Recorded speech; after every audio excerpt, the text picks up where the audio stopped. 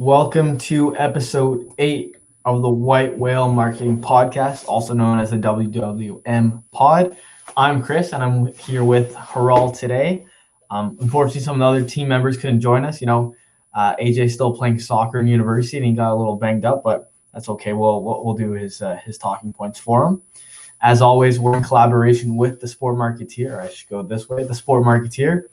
Yeah, it's a little hard to see. I think the camera switches. But yeah, so we're in collaboration with the Sport Marketeer, which is essentially a sports marketing newsletter. So it gets sent directly to your inbox, very clean, gets you some, 3 talking points. Maybe if you're at the water jug at work or you're in a meeting and you want to sound a little smarter, there's 3 points that you can discuss in regards to, hey, what's going on in the sports marketing space.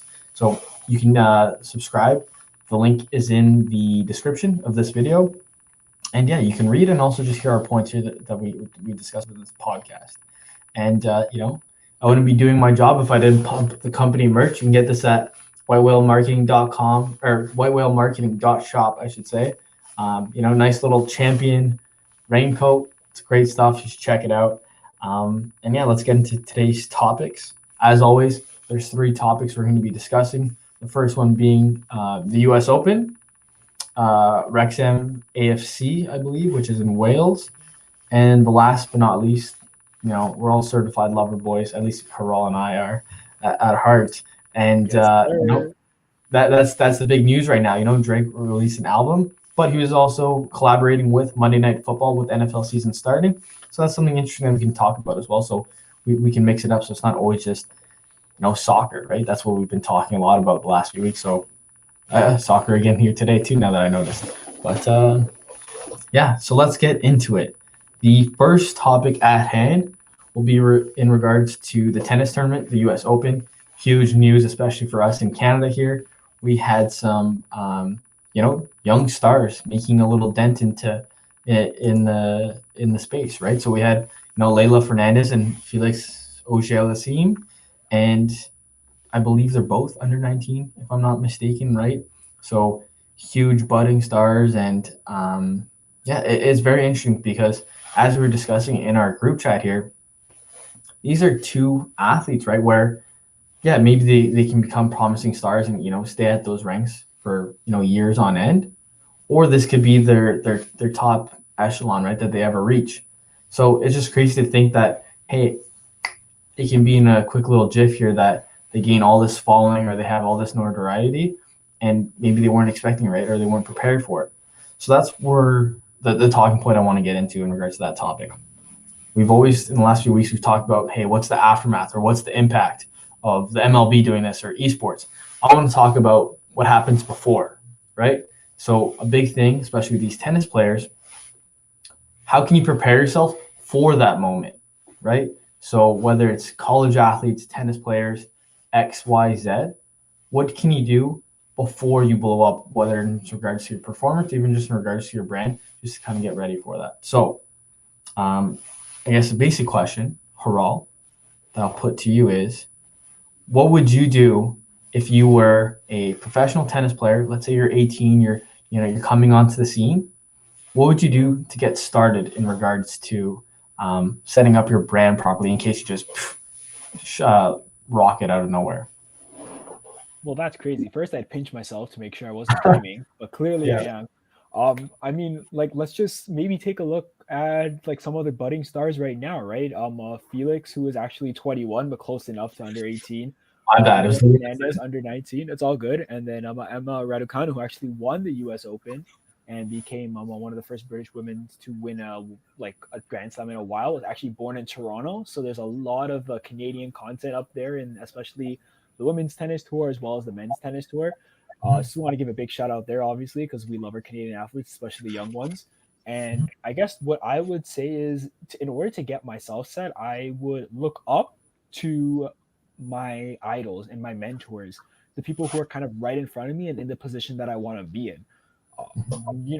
We kind of talked about it in our last pod with some of the most budding stars and most marketable athletes. Naomi Osaka was right up there on that list, right? So if I'm a young star, I want to look up to someone like Naomi Osaka. I want to look up to someone obviously I go outside of tennis. I want to look up to the guys outside of it, but if I'm looking up to someone, I want to look up to someone like Naomi Osaka and just see, what kinds of things is she involved in, or what does she do? But clearly she's one of the best at the sport and what she does. And what does she do outside of that to make herself a bigger star? She's outspoken for what she truly believes in. And I think as a young athlete, obviously I have so much energy to get out there and, be the best at my sport. But I think also what I'm noticing, and hopefully a lot of young athletes notice this as well, is that your brand matters, and your brand cannot just be a carbon copy of who you are on the field. You need to be natural. You need to be authentic, and you need to stand up for what you believe in, and you need to be outspoken about the things you love. If the things you love are designer brands and you love fashion and that stuff, show your drip on Instagram. Be fashionable on Instagram. Don't just I'm not gonna post just Instagram pictures of myself practicing tennis every day or myself at the tournaments. I'm gonna include some nice pics of me just enjoying life and stuff, because people want to be able to connect and relate to me, especially when you're 18 years old, right? I mean, the both of us, we're way above 18. So every time I think at this point when we see an athlete who's super successful at a young age, we kind of just sit back, lean back and think, wow, what was I up to at that age? But now on Instagram, we can see what they're up to and what they're up to right now. And it's like, hey, they're not that different from you and me, but clearly there's something in there that makes them click and be the greatest athlete that they are and be 20 times, 100, infinity times better than the majority of the world when it comes to their sport. And I think that is probably just, the most beautiful thing about it. So to answer your question very shortly, look up to I look at who's up next, and then take the steps necessary to put myself in that position so I can be up next. I 100% agree with all that, right? I think that's a strong base to begin with, and I'll just kind of dive into that a bit more, especially with some of the points you're mentioning here. So, as you're saying, right, the big thing, obviously, you see a lot of athletes, and I think we hit this on the very first WWM pod episode regarding the Kraken, how, we went through their accounts, and it's literally mom, dog, and them playing hockey, and there's literally 12 posts, right? There's nothing that we really get to see of, hey, who is player X or athlete X or person X, right? So that's the big thing to kind of keep in mind, right? Where, I've talked to people in content, and the biggest thing that people want to see from a fan point of view from these athletes is, hey, we want to get a behind the scenes, right? Thinking back when, 24/7 was in play with boxing or with the Winter Classic or even with Hard Knocks, right? The reason they do so well is people get these behind the scenes looks of things they never get to see, right? They get to see how they're, I think this year was the Cowboys on Hard Knocks. People get to see, hey, what's Dak Prescott really like, with the camera there? Because after a few weeks, you don't notice the camera anymore. So that's the big thing you want to try portraying on these social medias, right? So, for instance, even this week, with some of our guys, I was texting them, I'm like, hey, what type of guy are you? Are you an outdoors guy? Are you a fashion guy? What are you? And then they kind of explain it. I'm like, okay, showcase that on social media, right? Because you are more than just a soccer player, tennis player, chess player, whatever, right? You're more than that. And to kind of even just prove that, as we mentioned, you mentioned those Zoom most marketable athletes. I went into Zoom, looked at the statistics for these athletes, and funny enough, when I forget who it was, they described themselves as maybe a city fashion laid back person. When you look at posts that kind of translate that message, those are the posts that do the top, the very best, right? Where that's why I try using to them and say, hey, look at this statistical data. It's just you're going, when you are yourself, your fans do see it, and that's what they want to see more of, right? And as we've kind of gone on here, with the CFL, CPL seasons going on, we're about halfway. The soccer posts are starting to die down, right? Because people got enough of that, right? They didn't see it for a few months, but the posts that do well are when they're like, hey, I'm with my dog, I'm with my fiance. Hey, this is the fashion I like to wear when I'm not always wearing a team kit. So I 100% agree with that. Yeah, no, for sure. And I mean, just quickly on that point as well, the more natural it becomes, the more you set yourself up for success in the future, right? When a lot of NBA players get drafted, they have 5 straight sponsored posts of them, in the kitchen making eggs, or, them at Chipotle or something like that. If you never post something like that before, people are going to know this guy's going big and he's an automatic sellout. But if you're naturally always in the kitchen and you're cooking because that's what you like to do, and then a sponsorship comes in, food related, becomes natural. No one thinks you're selling out, and instead they have a positive affinity and a positive connection to you and that brand. 100%, and that's what we're trying to do here, right? And I know maybe from an outside perspective, if you look at, maybe the athletes that we work with or even us, you're like, hey, how come we're not seeing more announcements coming up? So we're setting the strong base, right? As I said, I was looking at the data today. All of our athletes, I think, have doubled or tripled their social value, which is amazing. Because now when we're talking to these sponsors, it's not just, hey, can you pay us X amount? It's now, hey, pay us 3X, because that's what they're worth. And that's what I was talking about in regards to knowing your value. So before I get into that, you're talking about setting almost the stage, right? If you just start cooking eggs, they're like, hey, this guy's a sellout. You kind of have to set it, right? If you like cooking eggs, showcase that even if you don't have a sponsor. Because as now when we're talking to these companies, and let's say it's give me a category here, Haral. Let's say fitness, all athletes. Watches. Yep. Watches. Let's do watches. Let's say it's in regards to lifestyle. You're walking down the street and you can easily just put a watch within that picture and it wouldn't feel out of place. That's something a brand would like to see. They're like, hey, that's where we see our brand image aligning with that athlete, because it's you walking downtown in a major city. That's the type of people that wear our watches, right? You want to align with their audiences. So that's a big impact. Then obviously this is a topic that's going to run a little long because this is directly related to what we do as a business. But then it's also understanding your value, right? So yes, these athletes, Layla and Felix and all these other budding stars, they're huge, right? So they do have teams, but an agent doesn't always necessarily know how to do marketing, right? And a perfect example of this is I've spoken to teams or even sponsors sometimes, and they tell me how much they've done a deal for someone who has an athlete who had, I think it was like 300,000 followers, and they told me the amount the person was getting paid for a year. I think it was $7,000. Yeah, and I was like, whoa. I have my own podcast, The Route, nowhere even close to those numbers. And the monetary value, I'll say, is pretty close to that, I'd say, for a year. So that's just showing if you don't know the value that your brand has, then you're just going to undersell it, right? So that's something we're trying to do here, right? We have these different platforms. You have things in place where our marketing team can teach you, hey, if you're going to do an Instagram ad or Instagram post, it's worth this much. If you're going to do an engaging video, or you're going to do some type of thing where they're using their name, image, and likeness, it's going to be worth this much. So you kind of have an understanding of how much you're worth, and you're maximizing your potential, as we like to say. And then there's more and more we can say, but you know what? Maybe that's why you got to tune into the podcast every week, or subscribe to the newsletter, or become a client of ours, right? Because that's the expertise we provide.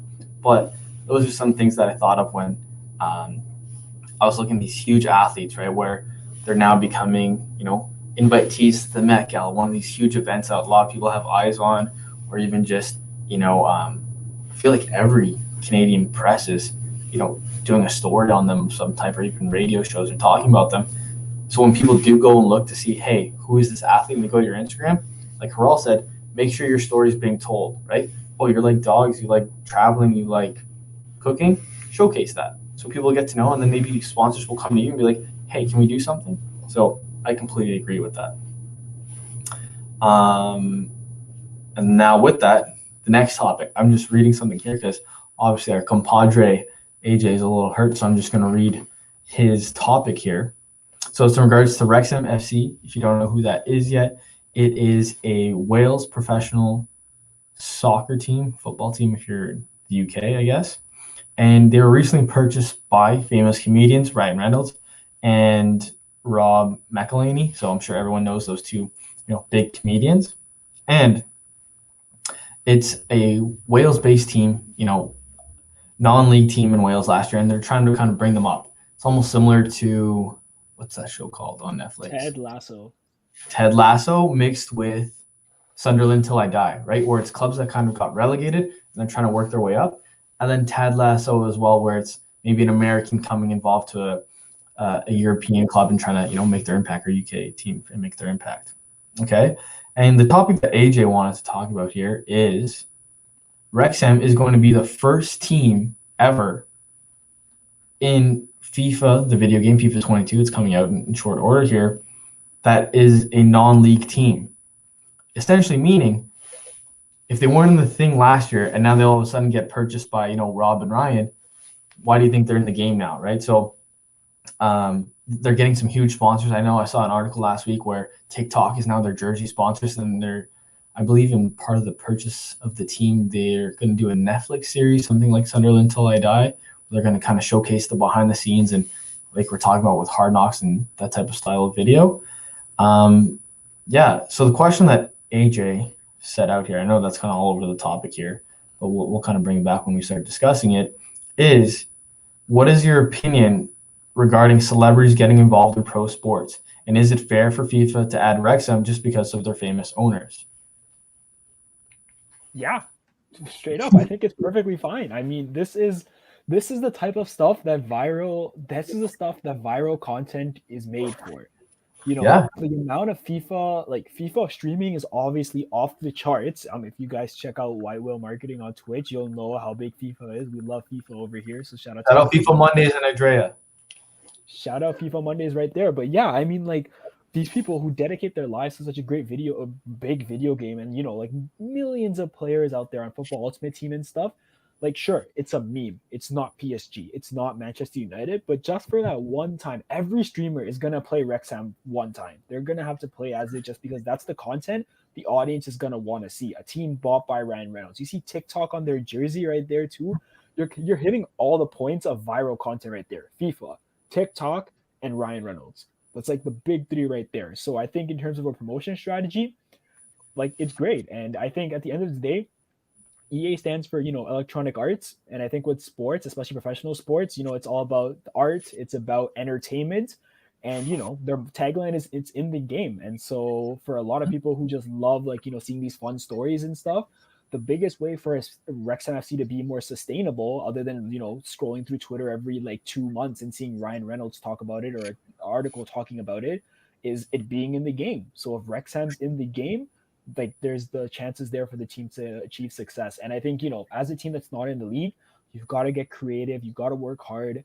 With the digital age, finding investments for anyone famous or, average like us, investments are hard to come by as well. So if you find a team like Wrexham FC, you purchase it and you want it to be successful, and clearly Ryan Reynolds is investing in this team.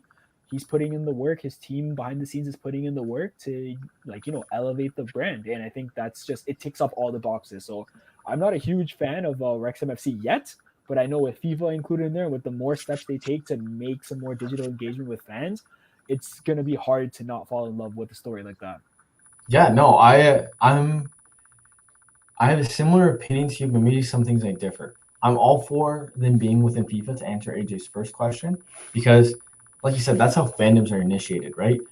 A lot of people I know, in a perfect example would be in high school, a friend wanted to join the football team with me. He was working out a lot, but he didn't necessarily know the rules.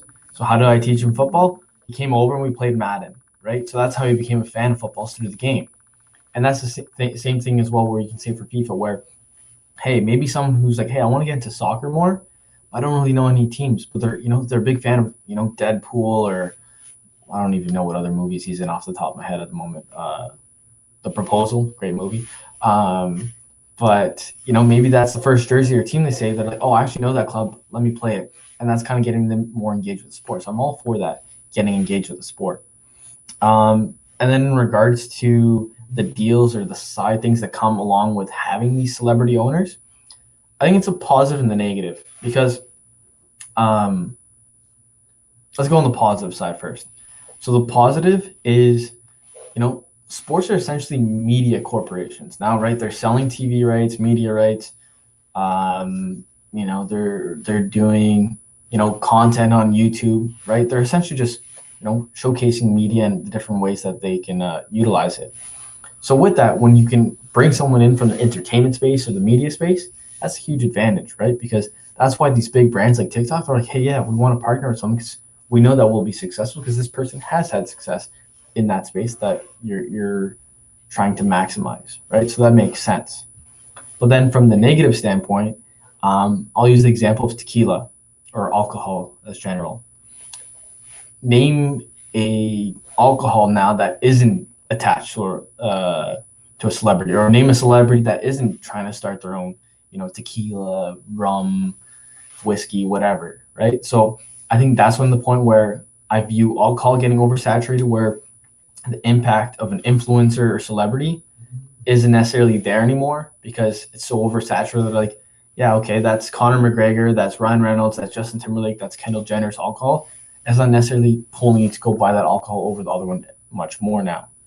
But I do think in sports there's a higher barrier of entry where we're not going to see, every single influencer or celebrity getting involved in it. But no, I'm all for it.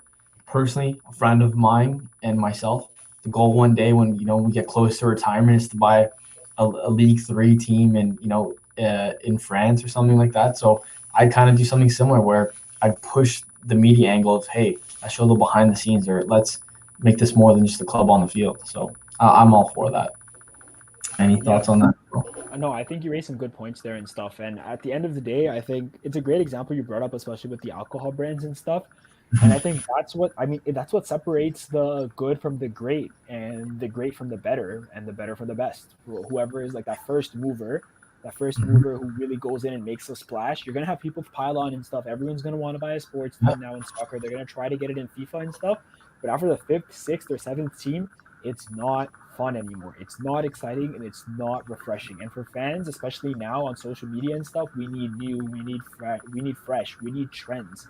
So everyone's gonna try to hop on this trend, but if it's too late on you, hop on too late. You're gonna be stuck with a soccer team, and you're gonna be stuck with an investment that you're gonna have to put work in to try to outdo all the people that came before you. So if you've got saturated market on alcohol, if there's too many teams that are not in the league that are now joining FIFA and the rest of the world category, like if you're a big business plan, or if you're a big celebrity, or if you're someone like White Whale Marketing, who wants to find the innovative things like we always do, we got to be creative, we've got to be new, and we've got to be original. And I think all those things just kind of agree, like they all kind of fall into place where it makes sense. It's going to come naturally for someone like Ryan Reynolds and his team Wrexham FC.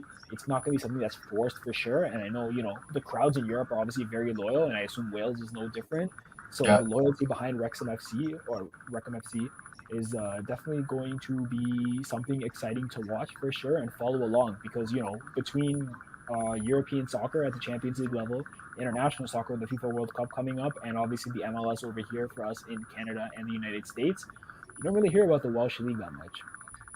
Yeah, no, no, very, very, very true. And well, the last thing I'll kind of say is, obviously we're talking about the high barrier of entry, and maybe you'll get to a certain point where it won't be cool, or there won't be an impact when a celebrity does move over to sports. But at the moment too, right? You're talking about MLS, Champions League, EPL, etc. All these different leagues that people think of when it comes to mind. But it is a cultural experience, right? Where going to a game of a tier three English club, or the Wales League, or in Scotland either, right? And now maybe people are like, hey, you know what? I've always wanted to go to the UK. Wrexham was close enough. Why wouldn't I go there, right? So maybe it is a tourist attraction, right? As well, we're just kind of pulling that because that is something that basic marketing where people recognize the name. So I think that's going to have a huge impact as well. Where, heck, who knows? Maybe when I'm in the UK, hopefully in the spring, to see our boy Ronaldo here, I can stop by there and see our buddy Ryan and Rob. But yeah, I think that brings us to our last topic. Who better to introduce the topic than Brampton's very own? But yeah, take it away. Yes, sir. We were just talking about celebrities and getting involved in sports, Yeah. and the gift that keeps on giving never stops. So obviously, our boy Drizzy, Aubrey Drake Graham, as big Canadians and stuff, we're huge, especially from being from Ontario. We love Drake, but obviously Drake dropped Certified Lover Boy. Great album. If you enjoy it, great. If you don't enjoy it, that's okay. He'll drop another great album in the next couple of years. Just wait on it. But on a more exciting note, some of you may have noticed, especially those on the sports scene, that Drake actually teased Certified Lover Boy and the date it was going to drop on Sports Center, the ESPN show, the ESPN Sports show. So that was not only a teaser for Drake's album dropping, but it was also a teaser for this brand new agreement, because Drake's music and Drake's collaboration with ESPN is continuing on onto their programming for football. So he's actually working with ESPN to create a curated music playlist with his songs to kind of increase the mood and the energy of the broadcast around Monday Night Football. So in many promotional spots and a lot of the hits and stuff, you'll see the introduction and stuff. You're gonna start to hear Drake songs. You're gonna start to hear Drake tracks, which is obviously great news for someone like me who loves Drake and kind of loves football. Just a meshing of both. I wouldn't mind turning on the TV and hearing some more Drake songs before I tune in for a Monday Night Football game, I guess. But what really is interesting about this is the fact that we know music and sports they've gone together for so long. They're both great entertainment. They're both live entertainment experiences. And as more and more fans start to crave the live experience on and the fan experience on both sides of the music and the sports world, like at the end of the day, there's a reason why they call it sports and entertainment, right? And a lot of times when you learn about the industries, you learn about the music and the live entertainment as well as the sports itself.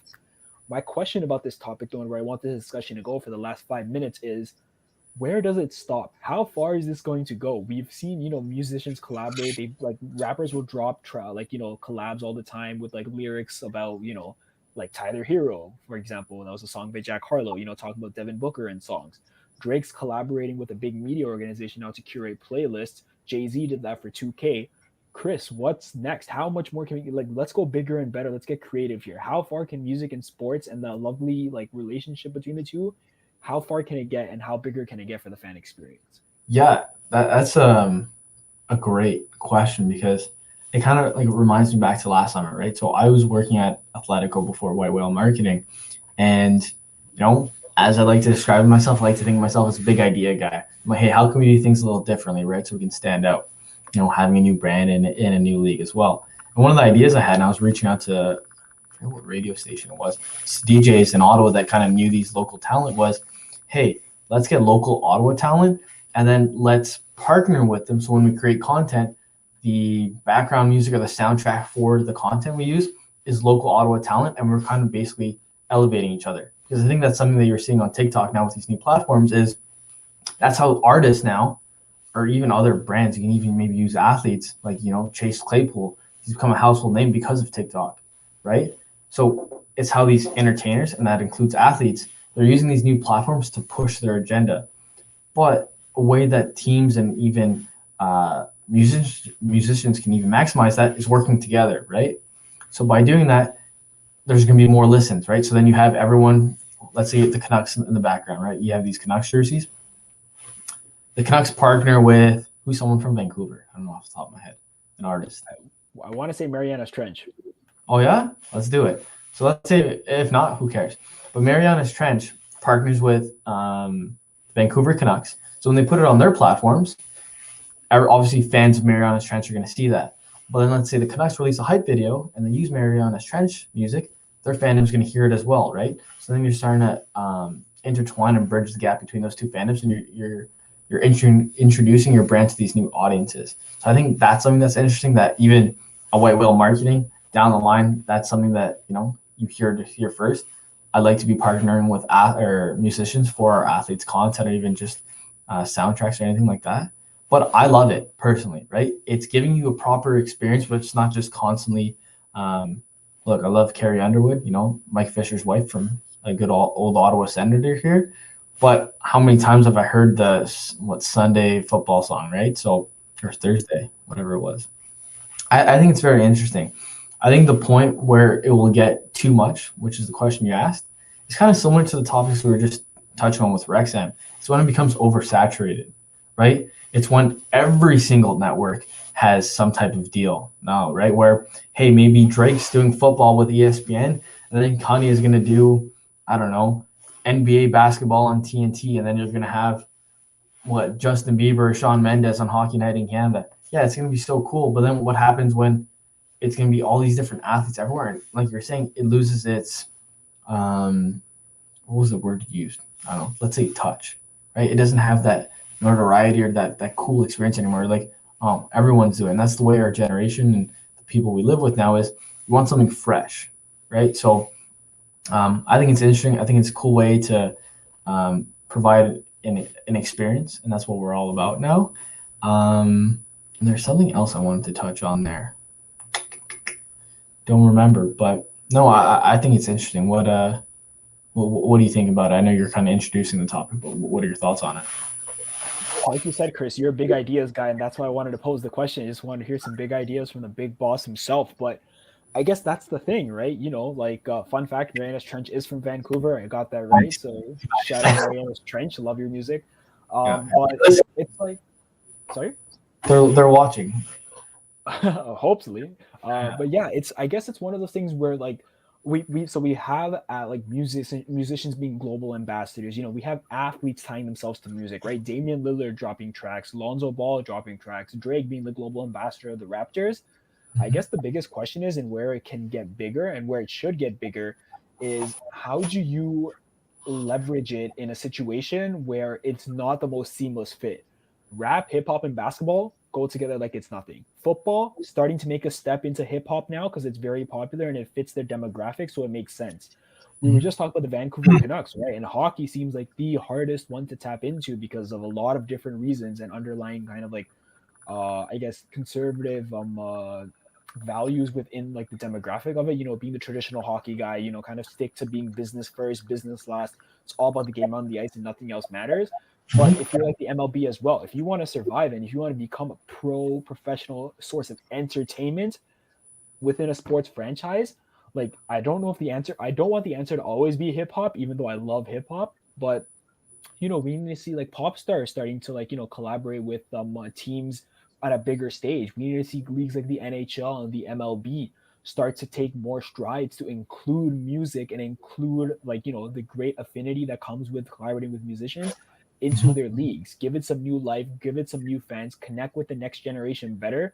I mean, if you think about it, TikTok is king right now, right? And if you're on Instagram, it's also Instagram Reels, which is king. And what's the most important part about that? The audio that comes with the video.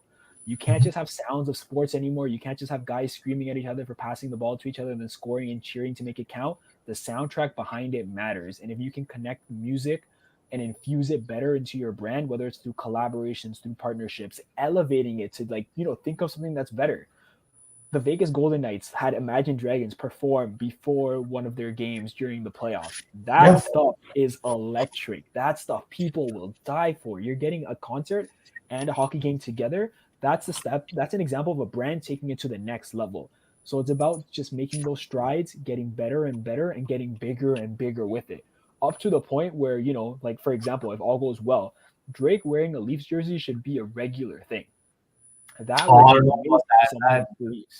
You know what? I won't even say that because I'm not the biggest Leafs fans, but I know MLSC is watching. No, it's all good. Neither am I. I mean, it's You're Canucks now. you see the jerseys in the back. There's a reason behind it. But what I'm Sure. saying is, you know, like that's the kind of stuff you want to see. You want to see these players connect. You want to see players connect to the sport really easily, which you see with basketball and you kind of see with football now. Sports, especially North America, needs to be more than just about the game on the field, which is what we're always talking about. It's not about the ice. It's not just about the game on the field. It's about what's beyond it. I think music is the best avenue to do so. And again, maybe it's not hip hop. Maybe it's you got to like align with pop stars, whatever's popular on the radio and stuff. I think the NBA and TNT, they introduced their season this last year, I think. Last season, they introduced it with Dua Lipa song Levitating with Lil Baby. And that was fun. That was just fun to watch. It was like, yo, did you see that collab? You heard the song, you saw the basketball highlights that go with it. It gets you excited about it. So, you know, I'm happy for Drake. I'm happy for the football. But I want to see sports that I watch and the teams that I love watching and stuff do a bit more of it too, you know? Yeah, no, I completely agree with that. And to be honest, that's one of the things, obviously, we were talking about on the big end, right? Where you have these huge musicians partnering with maybe a network or a league. But maybe we kind of even break it down to specific markets, right? And obviously, I live in Ottawa. I'm a big Senators fan, so I've been to tons of games over the last my whole life. But something they've done recently, and I give them a lot of credit for, is I think every couple of games they have a DJ that comes in at intermission. And recently what they did, I think, obviously not last season, but the season before, they black out the lights when the Zamboni's on, and they would have like these not flashlights, these strobe lights kind of going in the different areas of the arena. And it almost actually felt like a concert, and he was just kind of playing. It was a DJ, and he was just mixing up the different types of music, so everyone kind of gets what they want, right? So I think that's something of interest. Or even you kind of go to the other aspect where I think Nashville does this. Obviously, their audience is heavily interested, or their market is heavily interested in country music, so they bring local talent or huge acts. And like you're saying, it's 2-in-1. Like you're talking about Imagine Dragons, the Golden Knights. People are getting experiences, right? And that's a huge thing. So I think that's going to be very cool for sports going forward because it's not just about what's on the field or what's on the ice. It's actually about, hey, what experience and what's the best value people are going to now. Because in 2021, people are so entertained, whether it's, you know, how many people do you ever see on the bus now not like this? right? I People don't are see anybody because I'm just like that. Yeah, that's a good one. But that's the point, though. Everyone's constantly being, looking for entertainment, whether it's on their phone, whether it's on a Friday night, right? They're like, hey, are we going to a restaurant? Are we going to a concert? Are we going bowling? Are we, going to get drinks, right? Are we going to a sports game? So you have to compete with so much now, and it's not just sports fans that you're competing with or sports teams. It's not the other entertainment opportunities within your city. But then if you can provide the most value or experience at one single event, that's how you're going to pull the most people in. So I love it. I think Drake doing Monday Night Football is awesome, or even football in general with ESPN. And the last thing I'll say, because it just popped in my mind, wouldn't it be cool if he dropped, like, obviously Certified Lover Boy was introduced with the ESPN, little leak or trailer. But what if an athlete, or not an athlete, a musician dropped their album with like a Monday Night Football, right? Where maybe you have to tune into Monday or Thursday Night Football. Who's playing today? I don't even know. Like Washington versus Chargers or something. Washington versus Giants. Raiders. Giants. Washington versus Giants. People not going to watch that unless you're fans of that game. What if right before the game they're like, hey, Drake just released an EP. Listen to it for the hour pregame, or even half before and then another half at halftime. Who's not going to tune into that, right? Because look at the streaming numbers athletes are doing, or not athletes, musicians are doing on their first days. So, you know what? I just thought of that. I think that'd be interesting, or even. For sure. That would be crazy. Even if it's just like a track, right? Like, okay, like, you got to tune into Monday Night Football. Obviously, I think you got closer to Friday because that's when albums drop and stuff. But even teasers, right? Teasers would be the best thing because, like, you're not going to hear the whole song. But if the first 30 seconds of Monday Night Football are introduced and you hear Drake on the vocals and you're like, I have never heard this in my life before. Like, if you're a diehard Jersey fan, you're going to want to tune in for that. You're going to want to listen to that because you want to be the first one to listen to it. If you're an influencer, you're going to be one of the first ones to react to it. Everyone's going to want to have their eyes tuned into this because it's, again, exclusivity. It's content you're not getting anywhere else. That's a great point. Or even if it's like, let's say we're referring to Drake because obviously with the deal that he's doing now that we're discussing. But let's say he just puts out a single, or like you're saying, even just a teaser. Who's not going to be talking about that on social media, right? You're going to have all these influencers like, oh, yeah, I listened to it, or hey, I reacted to it. Everyone's going to be tweeting or, talking to their friends about it. Like, hey, did you tune into the game? And then from there, they can easily just kind of keep that audience engaged. And maybe for the next week, he just kind of puts out like these eyes at MNF, ESPN, right? Monday Night Football, ESPN. And then for the next week, everyone's going to tune in, even though he doesn't release a game or a track. So, and there's so many things to do, and that's what I love about White Whale marketing, where it's not so structured, I said, right? Where you can always kind of have these different ideas, and I love that. So that's why we have this podcast. We talk about different things going on in the world of sports marketing. Hopefully, if you're in office at work or you're on another Zoom meeting and you guys are kind of awkwardly waiting for someone else to be introduced into the call, you can maybe drop some of this knowledge that Haral and I are tossing in there. And maybe I wouldn't recommend it, but you can say maybe it's your own. I wouldn't recommend it because, TM. But yeah, anyways, thanks for listening. This is episode 8, if I'm not mistaken, of the White Whale Marketing Podcast. You can tune in to us on Twitch, Facebook, or YouTube at White Whale Marketing. Or you can also check us out on all major streaming platforms for podcasts. So that's Google, Spotify, etc. Tune us in there. And see you guys next week. And subscribe to the Sport Marketeer below. Have a good one and enjoy your weekend.